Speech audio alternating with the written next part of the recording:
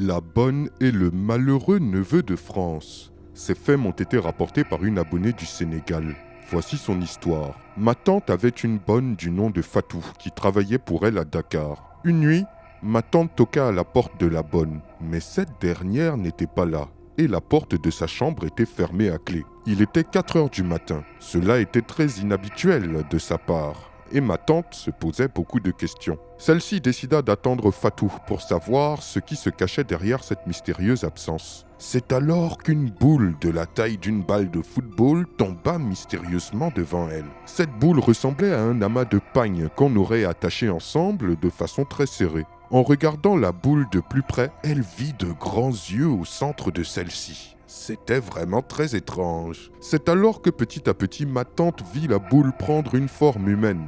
Et cette forme finit par se révéler être sa bonne Fatou. Lorsque Fatou vit que ma tante était là, elle a sursauté et a commencé à s'excuser en même temps en wolof, en disant « Balmak, Balmak ».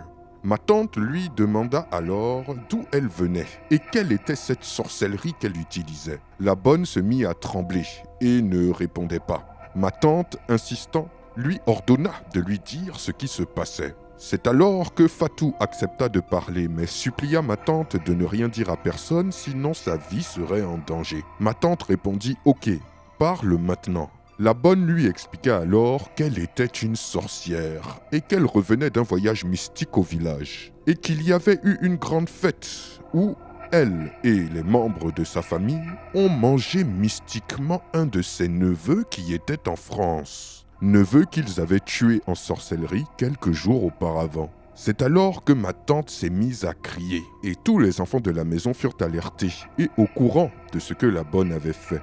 Ils enfermèrent Fatou dans sa chambre en attendant de savoir ce qu'ils allaient faire d'elle. Mais quelques heures plus tard, elle avait disparu et plus personne ne la revit jamais. Quelle histoire tout bonnement incroyable et effrayante. Mes amis du Sénégal, avez-vous déjà expérimenté ou entendu ce genre d'histoire? J'attends vos réponses dans les commentaires. Quant à mes autres abonnés, dites-moi aussi ce que vous en pensez. Je vous dis à très bientôt pour une nouvelle vidéo. C'était Takashi J, numéro 1 sur les histoires mystiques de l'Afrique.